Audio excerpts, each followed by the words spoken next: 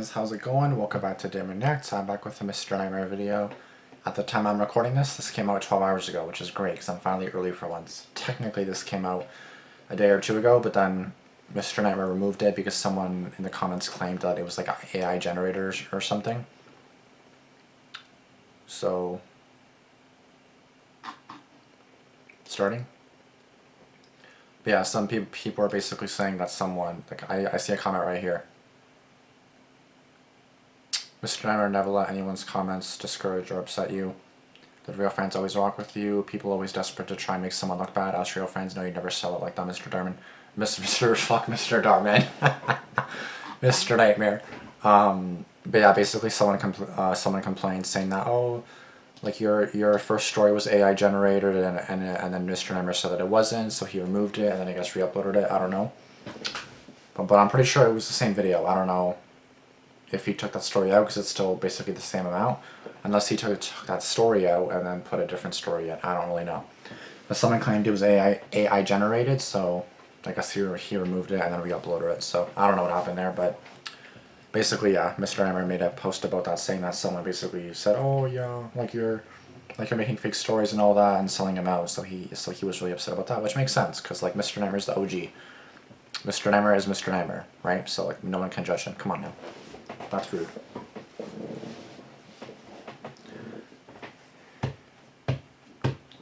Let's go. Just this view gives me chills. Just this man in the middle of the, oh, that's so creepy, bro. It was a rainy night, and I was driving home from my shift at the late night diner I work at. It was a quiet shift at work. I had a weird amount of energy still, so I knew I was going to have to pop a melatonin when I got home. I was driving my usual route, a scenic road during the day, but majorly dark at night, lacking many light posts. There's the occasional little parking lot with cute little strips of stores or family-owned restaurants and shops, and then just stretches of nothingness. And by nothingness, I mean forest, obviously. I was passing one of the aforementioned parking lots of a well-known deli, and under a light post was a woman standing out in the rain, with her arm held out. She was waving me down. I slowed as I realized it was a slightly older woman, who appeared to be in her mid-50s maybe. This woman was really tall, like 5'11" or 6 foot, but very skinny. I lowered my window and yelled, "Do you need a ride?" She came over to the front door and opened it, chanting how much of a hero I am. I asked where she's heading, and she said just up the road to town. So here's the thing, guys. Obviously this is hitchhiking, which you guys know what that means. Like you're basically walking on, you know, basically I always consider it like a long road, and then there's no buses, nothing like that. They don't have a phone, they can't call a taxi, they can't call an Uber, things like that. Like you're just in a bad situation where you can't really call anybody, so you hitch a ride. Fuck. So you hitch a ride. I could have just done this, but whatever. So you hitch a ride. But the thing is, you can't trust anyone nowadays. Why? Well, I guess we're about to find out. In the next 26 minutes, we're going to find out exactly why you shouldn't trust anybody. But the world is awful. And you guys already know that. I've reacted to a bunch of horror stories by now and horror videos and things like that. And you just don't, even in Darman videos, and some people are just disgusting. Some people are horrible. So as much as you want to be a nice person, this guy, you know, just walking that or driving down the road, sees a woman needing help, and then he helps her. You're doing a good deed, but what's the woman's true intentions here? She was soaking wet, getting my car all wet. But I like to think of myself as a good person, and I couldn't in good conscience leave another woman out there in the cold rain. However, picking up a random man, on the other hand, would be a different story. The woman seemed sweet, but I noticed as I looked at her while talking to her, she was missing a few teeth. Very, very off-putting. I had to now wonder if she were homeless. She didn't smell or look like a homeless person, though. But the rain soaking her and her clothes could have been masking any sense temporarily. Plus, her hair was so wet that what may have usually been scraggly, undone hair could now have been weighted down and straightened by the water. Either way, the woman was smiling the whole time and didn't seem like a threat. We pulled up to an intersection with a gas station on one corner. But yeah, notice how he said if it's a woman, it's different than a guy. I honestly do feel like women are just nicer than men sometimes. Honestly, I feel like men, Like when you guys think about crimes, it's mainly a man. When you guys think about anything assault, anything like physical assault, anything violence, anything like sexual assault, anything like that, it's always usually a man. Can it be a woman? 100 fucking percent it can be. Is it normally a man? Yes. I was looking at some kind of article like at like crime in my city, and then it was like, yeah, 200 this males, 100 females, and I was like, well, surprise there, right? Like it's majority male. But just because it's majority male doesn't mean that both genders can't be really fucked up. But again, it goes both ways. Some women can be really nice, but some women can also be freaking assholes. Some men can, yes, maybe criminals. Some men are extremely nice. You really don't know. And that's the issue with helping anybody. You don't know who they are. You don't know who they are. Man or woman, doesn't matter, bro. They could still fuck you up. They could still... It's just so unfortunate though, because again, this guy's helping, and then he's in a horror story, so. I pulled in next to a pump. Might as well fill up. I asked her if she wanted anything from inside. I was really doing my good deed for the week. She said no thanks, honey. So I went inside to pay the attendant for gas. No thanks, honey. Yeah, so like she seems kind of nice. Like she seems like a sweet old lady. Like no thanks, honey. And then she seemed like really like appreciative. She was smiling. She was happy. So for now, it seems okay. But now you're gonna leave the woman in your car alone while you go pay for gas and while you go get a snack, and you know, like who knows what the girl's gonna do to you, bro. And some spiked seltzers since tomorrow was the weekend.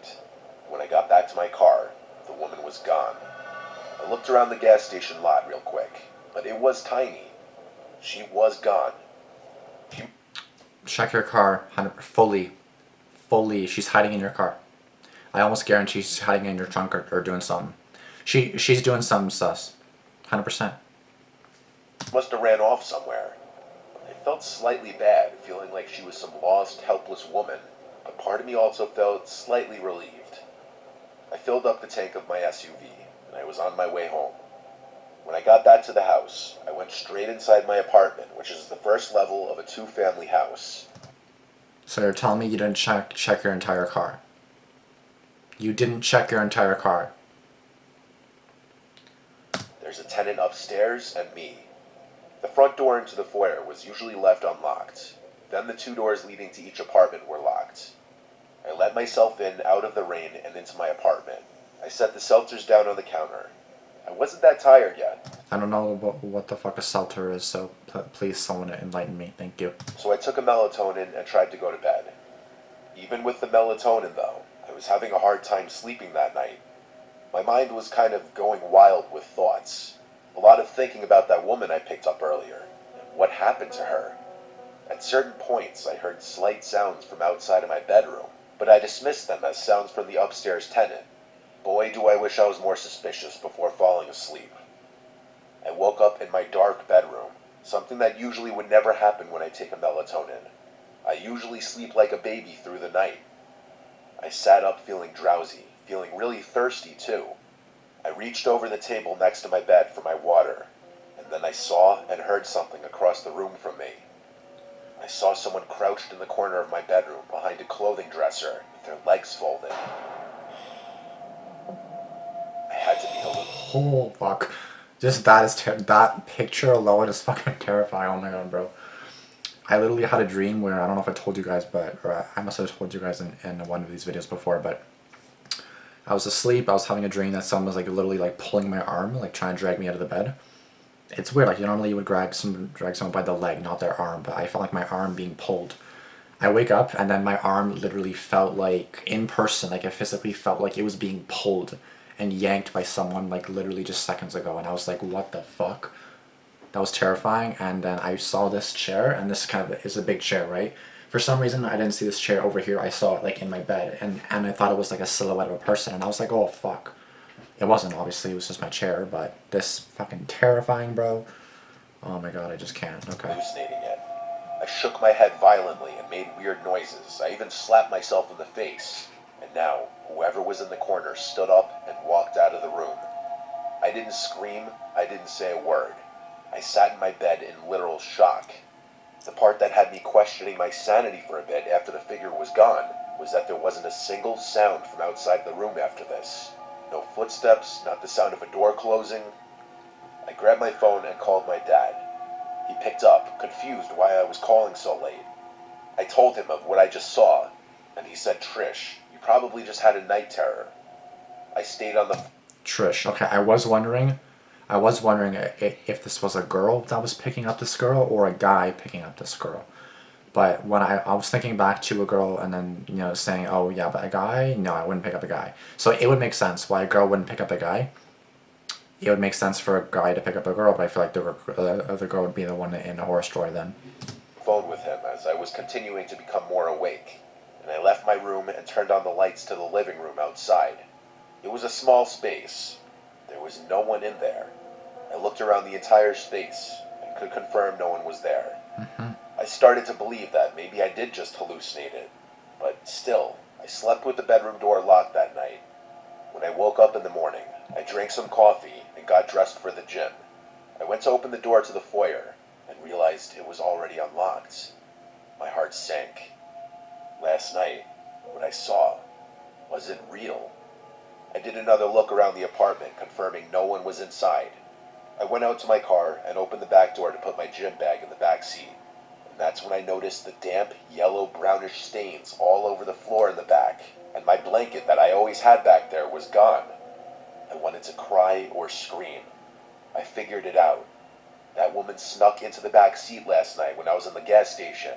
She either somehow unlocked the door to my apartment, or I mistakenly left it unlocked. I called my dad again, frantically asking him what to do. I told her you're stupid. Like, oh yeah, the woman's gone, whatever. Like, I'm not gonna check my car or do anything like that. Like, what the fuck? Check your fucking car. Like, you're not just gonna go get gas, the woman's just gone without a trace. Check your fucking car. It's not that big. It's not a fucking mansion that you're checking. You're checking the front. Like, there's not, it's a car. Where's a human gonna hide?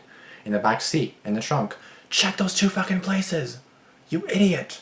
Like, oh, and now it dawned on me that this happened. Oh no shit. He said check and make sure nothing was stolen, and if nothing was, then calling the police really wouldn't do anything. I checked the house and didn't find anything to be missing, just my blanket from the car. I skipped the gym that day. In fact, I stayed bottled up in my apartment for a while after that. I was just genuinely disturbed. Yeah. I didn't want to live there for much longer after that, and so after that month, I found a new place to live. Good. And hopefully you also got smarter. No offense, but like you were kind of stupid. Anonymous, so it could be a guy or a girl. Let's see what happens here. This happened a few months ago, and I don't know why I agreed, but I decided to go with my friend Michael to a house party he was attending during our first year of high school. Even though I wasn't even invited, First year of high school, so grade 9-ish, right? Grade 9-ish, like, okay. Michael was able to pull some strings, and I accepted the invitation. Knowing that I wouldn't be able to drive, I made the choice to go with Michael. When we arrived at the home late at night, Michael told me to leave my phone in the car. He explained that maybe I could lose it, or someone I don't know could try and take it from me while I'm not looking. Or someone could break into your car and take your phone, so take it with you, bitch. At first, I was confused. I simply nodded, and we got out of the car. I went with Michael into the home or backyard where the party was taking place. So how old is Michael? I thought they were first year of high school, which is grade 9. Grade 9 is your first year of high school.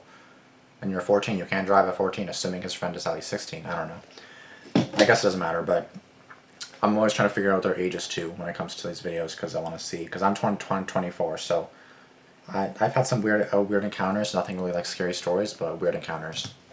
I glanced around the backyard and saw people engaging in various activities such as smoking, drinking, and possibly even doing drugs in small groups. Great. Michael had encouraged me to go mingle and say hello to a few people. After a few hours, I realized I had way too much to drink because my vision was completely foggy. After getting closer to the house, I leaned against the wall to support myself. As I did so, I noticed the time on my watch indicated that it was either midnight or 1 in the morning. I knew it was time to leave, so I set out to find Michael, and despite my overwhelming need to collapse, I scanned the yard for him, but I was unable to locate him or see him. When I asked a few others if they'd seen Michael, they all said they had not. I feel like I've seen this story before. Maybe Mike. I think Michael ditched him, right? I feel like I've seen this story before. How do I? I don't know. Unless it's just like weirdly similar. Decided to call Mike to find out where he was, so I He. reached inside my pocket to feel for my phone, but it wasn't there, It's in the and I car, right? cursed myself in the back of my mind because I realized that I had left my phone in Michael's car. It disappeared with him. I realized there was only one way to get home, which was walking, because I remembered my house wasn't too far from this house, but the night was chilly because it was fall. I thought about just asking someone else to take me home, but I didn't know anyone else that could help. So I stuck with my idea of walking home in the darkness by myself. So Michael just left and took your phone with him. I then got to the road and started stumbling down the street, and I knew I had too many drinks because I felt lightheaded and dizzy.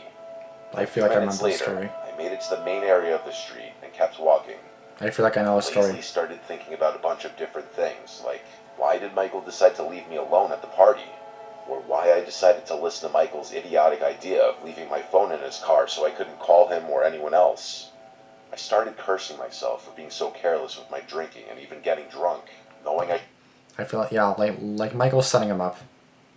Michael's setting him up 100%, and I'm pretty sure I remember the story. Like I remember I saw a horror story that was animated by Llama Arts, and then it was same thing. Like the guy was way too drunk. He didn't have a way home. His friend abandoned him. Same thing's happening here. So I shouldn't have done that. I stopped walking on the side of the road because I was getting tired, and I crossed my arms over my chest tightly to keep myself warm. Then I remembered something I could do, which was hitchhiking, and I then held out my arm and stuck out my thumb, hoping someone else could see me. I watched as a couple cars drove past me. They wouldn't stop, and as minutes ticked by, I started feeling uneasy, thinking I would have to start walking again. It was past 1 in the morning, and there were a few cars driving past me, but no one was stopping because they either didn't notice me or didn't care. I hesitated and thought about walking home again, but I realized that in my drunken state, it would be too daunting. I was still holding out my thumb when a gray truck pulled up and stopped in front of me, and I smiled as I stumbled towards the vehicle. The window rolled down, and an older-looking man with a beard asked me if I needed a ride. I told him yes, and then told him where my house was before getting into the truck, feeling grateful for the ride. As we started driving down the road, the man started trying to make small talk with me, asking what happened to me. However, I was too disoriented to have an actual conversation with him, and the only things I could manage to say were low mumbles or just murmurs and groans. As we turned the corner to my street away from the party, I started feeling uneasy. For some reason, I couldn't shake the feeling that something was strange about this man. Suddenly, we drove past my house, and I told the man that we had just driven past it, and I felt my gut telling me to get out. But I couldn't, because I was too drunk to move. I was about to tell the man to let me out before we got too far away from my house, when suddenly the man turned to me, and I noticed he had a sinister look on his face. You know you shouldn't be drunk while you're hitchhiking, because you'd make a very easy target, the man said, smirking darkly. The man reached over and started rubbing my leg, and I didn't know what he was trying to do, but I knew it probably wasn't anything good. that's not good. But before he could do anything else to me, we both heard a loud siren behind the car, and then a flashing red and blue light flooded the night. I realized it was the police, and I jumped for joy inside. The man panicked and stopped, unlocking the doors, which allowed me to jump out of the car. I ran as fast as I could, and the police officer rushed over to me, and I told him the entire story about what happened to me. Unfortunately, nothing illegal happened per se at that point. The police officer told me that he was looking for someone in a gray truck who had apparently stolen something from a store. I'm not sure if it was the man who picked me up or someone else, but I was just glad the police officer stopped the car. A cop gave me a ride home, and I decided from there on I wouldn't get so drunk that I couldn't think straight. I now know the importance of being responsible and staying aware of my surroundings, even when having a good time. Okay, so it was a similar story to the one that I was talking about, but it wasn't the same one, which is great. That was anonymous, so I have no idea if that was a girl or a guy. I think that was also a girl, so I think story 1 and 2 were girls. 3 is also Natalie, so another girl, so maybe this is all girls. Which again, it's hitchhiking stories, I'm not that surprised to be honest with you guys. Well, the first story was a woman, and a woman. The second one was a man and a woman. Assuming.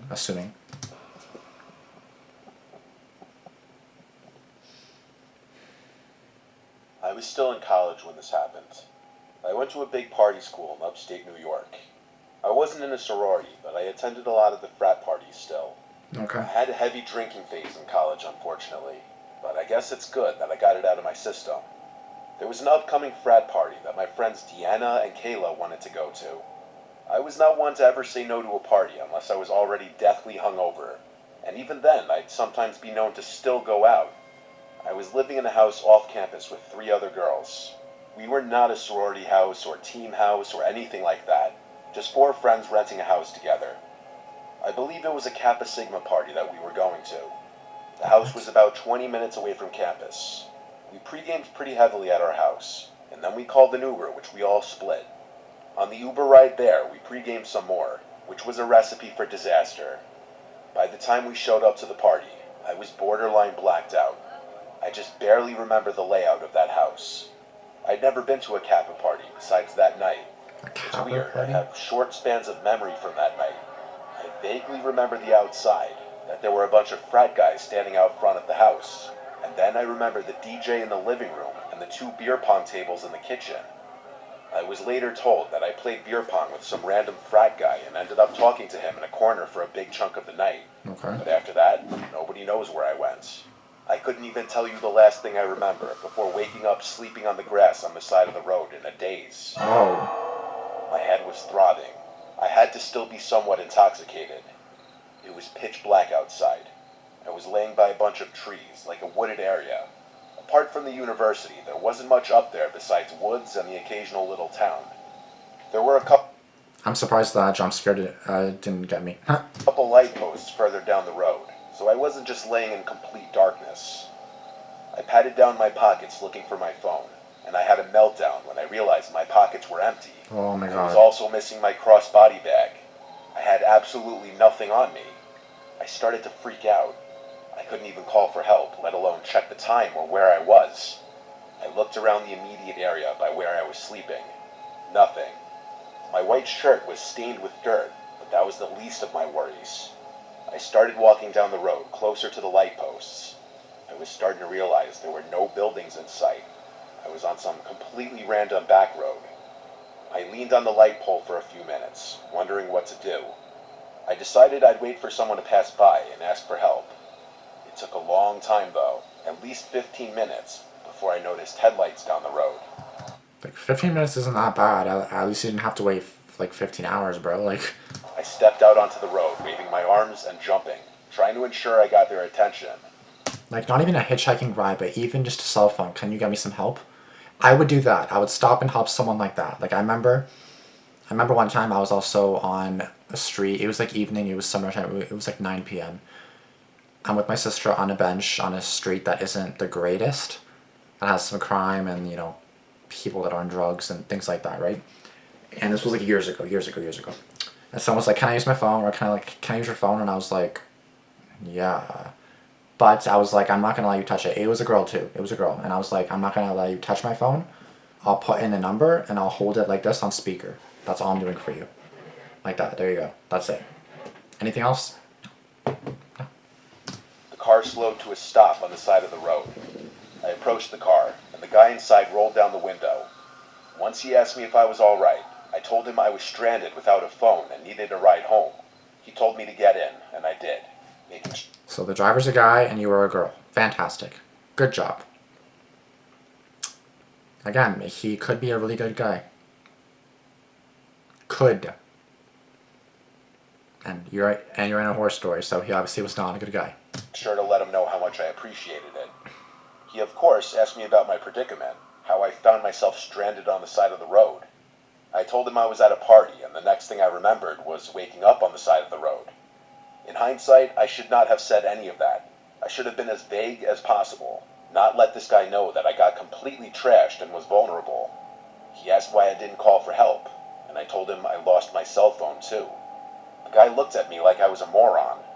I looked back at him for a second, and this was the first time I really analyzed his features. He was like 35. He wasn't the best looking guy. He had a thin goatee and a big nose. I gave him my address to put into his house. As he drove, he put the address in, and then I heard him say under his breath, "Okay, here we go." I asked how far away we were, and he said about 20 minutes. That sounded about right, since the frat house was about 20 minutes from our house. Okay. I thought things would go smoothly. I'd get dropped off at the house where Kayla and Deanna would be waiting for me with my belongings. But nothing can ever go that smoothly. Yeah, The no. man spoke in a gentle voice basically the entire time. He was asking basic questions at first. His soft voice was almost in a weird way off-putting. Like, why was he talking in an almost whisper in the car? We drove on and on for what seemed like Is someone else in the car too? Like he's whispering in the car. over 20 minutes on this same road. I started to get concerned, and so I asked him how much further we had. He didn't respond right away, so I said, "Sir," and he went, "Hmm?" And I repeated my question. He said in his soft voice, "Not far." This wasn't right. Our house is in town, yet we were still on the same back road with nothing but trees everywhere. God. I started noticing in my peripheral vision that he would look at me multiple times, like he'd move his whole head to stare at me for a few seconds and then look back at the road. What? Who does that? Like...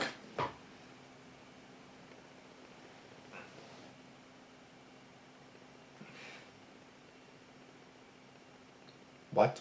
That's fucking terrifying, bro. Fuck. Just me doing that, I was imagining myself in that stair and I was like, fuck, that's terrifying. I was starting to feel sick. Yeah. I asked him if he put the right address in, and he said yes. Then he said, "What color underwear are you wearing?" As he put Okay, well. Yep. his hand on my knee and started rubbing my knee. I moved it away and told him in a desperate voice to please not hurt me. I just want to get home safe. He said, "Why would I hurt you?" After saying this, he pulled onto the grass on the side of the road and put the car in park, and he was about to lean over towards me and do something, like put his arms around me, but I didn't let him. I opened the door and ran into the woods. Luckily, I was wearing my Air Force Ones, so I didn't have a hard time running in the woods. I ran only just enough to be out of sight from the car when I could no longer see its headlights. I heard the man for the first time raising his voice, and he yelled into the woods, "Where you at? I just want to lick your pussy."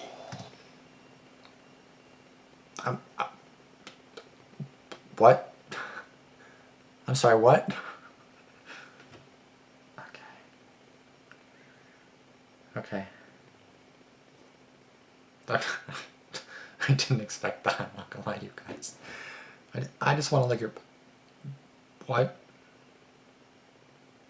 Imagine yelling that into the woods too. Okay. I mean, I guess that makes sense, but what? What the fuck? Like... Okay. Sight from the car when I could no longer see its headlights. I heard the man for the first time raising his voice, and he yelled into the woods, "Where you at? I just want to lick your pussy." I put my hands over my mouth, not only to muffle my breathing, but because of pure fear. I waited and waited until I heard a car door slam shut and the sound of a car speeding off. I waited. The thing also is that, let's say, like not let's say, I feel bad for this girl because she was basically in a horror story twice. Like you basically went to a party, and I guess you were already drunk. You were saying that you thought you were blacked out before you even got there, so that was your first fuck up. You already fucked up. You got totally blackout drunk before you even got there. Anybody could take advantage of you. Obviously, you were taken advantage of. You were literally on the side of the road. What if that same guy was the one that from the party? Was it the same one from the party? Because they were saying that she was with a frat guy, right? What if that's the same guy? Because I was thinking, in this case, that's like two horror stories in one evening. You were with a guy. You end up in the grass in the middle of the night. That's fucking terrifying. I literally shit myself. No phone, nothing. Oh my god. That's quite a situation you got yourself into. Damn, bruh. Not only that, so you get into that scenario, and then you want to hitchhike, and then someone wants to lick your pussy. Like, okay, I mean, that's another horror story right there. So Jesus Christ, like. I waited a few more moments before walking back to the road, confirming he was gone. I felt truly helpless. I didn't want to run into that man again, but I also needed someone else to help me. I waited just at the edge of the woods for another car to come, and eventually one did. Oh my god. So you're literally about to probably get into a third horror story. You're about to get yourself into a third horror story, I feel like. First the guy that got you in the middle of the woods, then once you got in the middle of the woods and needed help, a guy also fucked you up. or was about to fuck you up or do something to you, and her might be doing it again. I saw the headlights approaching from afar, but I waited until I was sure that it was a different car before jumping out and waving my arms and yelling. The car came to a stop. It was another man, this guy a little older. I sat in the back seat this time. I was so shaken up that I hardly spoke, apart from answering whatever questions about my predicament he asked. Thankfully, this man dropped me off at the house. Okay. It was like 4 a.m. at this point. My friends were still awake, waiting for me. They had my phone and my bag. They were contemplating calling the police if I didn't come back by morning. No one had any clue who I left with or how I ended up on the side of the road. The boy who I was with claimed he wasn't the one to leave with me. In fact, there's no solid proof that I even left with anyone, but that leaves no explanation how I ended up sleeping on the side of the road. I cut back heavily on the drinking after this night, and I never want to be in a situation again where I have to hitchhike. Yeah, good idea. Glenn. Okay, so it's horror stories by a guy. Probably guy on guy story. We have a what? 7 minutes? No. What? I don't know math. 8 minutes left. Yeah, fuck, I'm so tired. It's like 2 in the morning, and it's 2:41 a.m. and I'm watching horror stories. Good job, Damian. Good job. But yeah, honestly, I'm glad that the last one ended up being good. But wouldn't you learn your lesson after having a almost possibly raped experience, almost being assaulted, like almost being sexually assaulted? Well, I guess you were, because he was already like trying to like caress your leg. So you literally get sexually assaulted and then go into a car with another other guy. Yep, that's smart. I mean, yes, you are in a predicament, but it's like.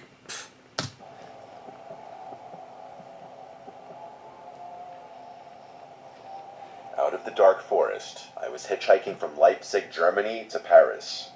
He was a French man, a somewhat dirty and unshaven driver, small and shabby. I'm sorry, what? Out of the dark forest. Out of the dark forest, I was hitchhiking from Leipzig, Germany to Paris. That's a long way, isn't it? You're walking that much? How far is that? What the fuck? He was a French man, a somewhat dirty and unshaven driver, small and shabby. He agreed to give me a ride in his car, a ride with him to Paris, where I needed to pick up my paintings from an exhibition I had there. It was October. I was 29 years old, and he seemed about the same age. He spoke broken English. I spoke no French at all. I really didn't have a clue who this guy was. The day was mild, sunny, and blue. It was a warm and comfortable French day, a great day to hitchhike. It was around 4:30 p.m. when I met him at a gas station somewhere in France. I hopped into his little old car, happy to have scored a ride. We drove off to Paris on the main highway. After some small talk, mainly about where I'm from, he reached over my lap and opened the glove compartment. He pulled out what looked like a bunch of passports. They were passports. He handed me all 4. The first pretty girl was his girlfriend who died falling off the back of his motorcycle, he said. The second, his girlfriend who died in a car crash, he told me. The third girlfriend died from a brain tumor, and the fourth fell off of a horse. He said, I'm such an unlucky man. I agreed he was unlucky. The uneasiness started then, and only grew as the miles rolled on. He was in possession of 4 young women's passports. Soon after showing me the passports, the man said he wanted to take a shortcut to Paris. It wasn't really a question to me. Excellent, I thought. Get me out of here ASAP. I assumed we would cut through some charming French villages on secondary roads, past houses and farms. But no. Instead, we turned off onto an implausible dirt road off the main highway. Uh-oh, I thought. Not good. But I kept silent. Why we keep quiet is a mystery, perhaps because of our dumb manners. At first, the road was out in the open, through a field. We rolled over the typically vivid green French hillside until At least it's like 4:30 p.m. It's still light outside, right? we finally reached the oncoming heavy woods. The road narrowed. It grew instantly darker as we entered the forest road and drove in. The interior of the forest was creepy. The woods looked like the perfect place to hide something. I still found the woods beautiful and dreadful. It was at this point that my French driver shouted in broken English, I don't want to speak English anymore. This was definitely not a request. Then silence. Uncomfortable silence in the darkening forest. I started to feel a small trickle of adrenaline in my body. My fight or flight instinct was warming up. Communication had now officially ended. Just silence. I pondered this because I knew I would surely have questions as we would get deeper and deeper into the thickening woods. I knew, though, that I wouldn't ask anything. Nothing. It was now 5 p.m. and the sun was fading fast. The woods grew darker. The driver seemed so tense, and I could tell he was in deep thought. I noticed his lips moving almost imperceptibly. It was rigid, snake-like. I myself had moved my hand to the car door handle, a movement I'm sure could not have been missed. The car was slowing down. I did not say a word. Was I going to die now? Did he have a gun? I looked. All these questions ran through my head. My life was now surreal. This was not my plan. Maybe I communicated with my captor in some secret way. Maybe I gave off some kind of male pheromones perceptible only to men facing off. I possessed my own rage issues, and I was not going down without a fight. That I knew. There would be no begging or cries of mercy from me. Not to this fucker. I also had my own secret storeroom of crazy. I was big and strong at that time. Road tough through my travels, and there's no substitute for my nothing to lose stare. Oh, this is a guy. I keep thinking it's a girl too. But I'm pretty sure it's a guy, Glenn. That is all I gave him. Something very primitive transpired between us then, I think. Rather quickly, in a matter of seconds. It's a sort of inner calculus as to whether one can overcome, stop, or kill the other guy or not, and all its peripheral considerations, not the least blood, gore, strength, and alas, dying. I don't think these calculations are the same when the victim is small and scared, begging and weak. I think between those two uneven people it just becomes bloodlust, power, panic, scratching, and doom. 5:12 p.m. The car was now moving really, really, really slow. I entered a very strange and new place in myself. I was transformed with very little preparation, transformed into a potential killer myself. Maybe my chauffeur could read my mind, or my body language, or sense my intent, or see my hand on his dirty door handle. It was the moment of truth. And then we suddenly started to speed up. Thank God, out of those woods. Odd how these memories have come back to me as I write this. Some memories I'm not certain of, like, did he say he had to hit one girlfriend with a shovel because she attacked him and would not be quiet and leave him in peace? Did he really explain the 2 backpacks on the back seat? Did I not hear that on purpose? Did I later imagine those words? Did I see more passports in his glove box than the 4 he pulled out? Why didn't I say stop the car after the passport show? The road began to widen, and we emerged out of the dark forest into the setting sun, dark red and orange in the sky. I could hear and then see the highway now. I saw tiny houses across the highway. I had no idea where exactly I was. The Frenchman asked me if I wanted to spend the night at his house. We could eat dinner together. No. A quick film of his filthy torture chamber basement ran through my head. I politely said no, my first words spoken since the order not to speak English. I sincerely think that had I broken that command and blabbered something in the woods, my story might have had a different ending. It all came down to silence. I can be silent. Sometimes one needs to be, to contemplate the next move. Maybe one of the faces in the passports may not have been able to spring over her nature and started to talk or beg with fear. Would that have fed the killer's darkness, his evil? Who really knows? I got out at the side of the highway, and with night settling in, I watched him drive away. I never went to the police because I didn't speak French, and I thought maybe my imagination was just too damn active. I yelled something into the night sky, just wondering what the hell just happened. It was fully dark now. I was now exhausted after that little adventure, and I soon fell asleep on the side of the highway. The next morning, I was worried what the new day would bring. I looked at my hands. Am I still alive? Jump ahead 20 years, and I'm teaching a German business student English in a cafe on a boulevard in Leipzig, Germany. For whatever reason, we discuss this topic, hitchhiking, and I tell him my story. My student promptly whips out his smartphone and Googles French serial killers. Then he shows me pictures. There he was. I was shown a photo of serial killer Patrice Allegre. It was him all those years ago, me and him on that strange ride. I had never forgotten his face. At that time, 1990, there was a reported serial killer leaving bodies of girls on the French roadsides and highways. He was in the midst of his killing hobby back then. I had heard about a killer on the loose. My French girlfriend told me to be careful hitchhiking back then. I've often wondered if the murdered women and other men may have been buried in those woods we passed through slowly. I now wish I had gone to the police, and have since subsequently tried. He's in jail, they're not interested. Maybe I could have helped stop more murders back then. That's heavy on my soul. And since then, I felt the dark light in my body. Maybe the souls of the girls escaped with me, desperate to get out of the forest.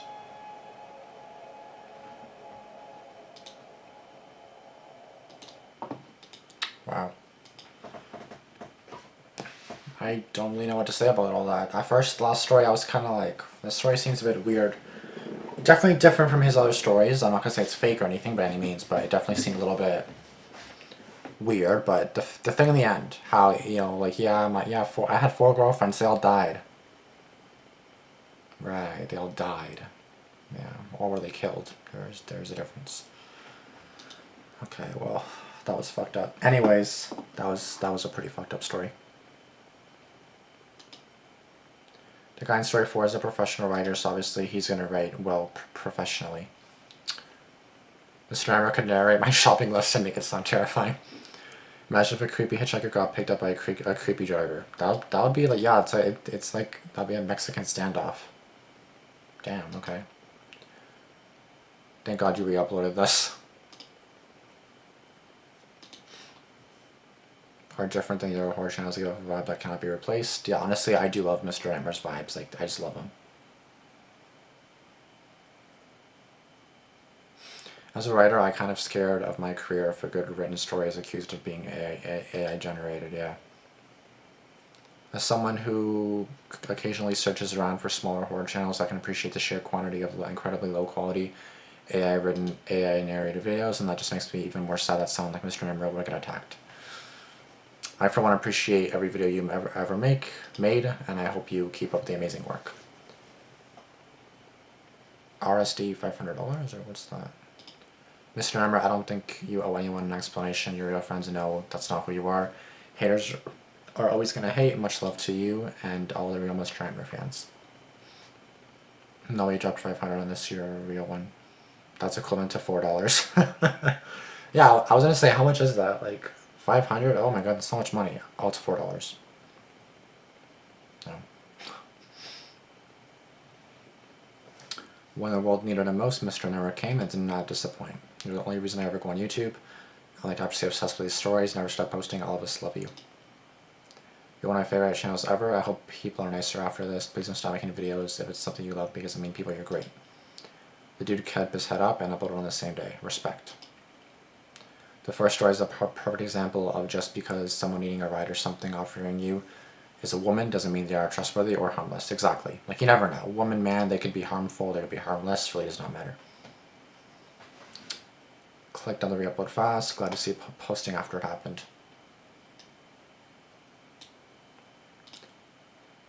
Video was so good. Mr. Hammer uploaded it again.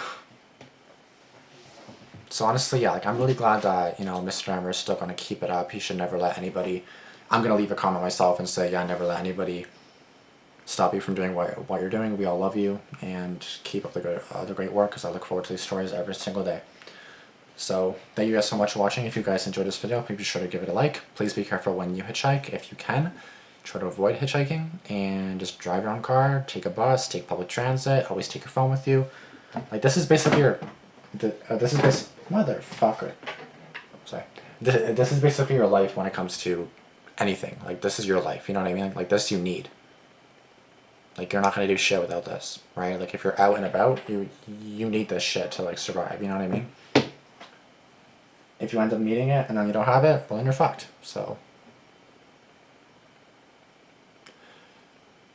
I don't know why, but I feel like in my closet there was something kind of creepy. I'm probably just imagining shit. I better stop watching this shit. I'm getting scared now, bro. I'll see you guys next video. Thank you guys so much for watching. Please be careful, stay safe, and I'll see you guys in the next video. Deuces.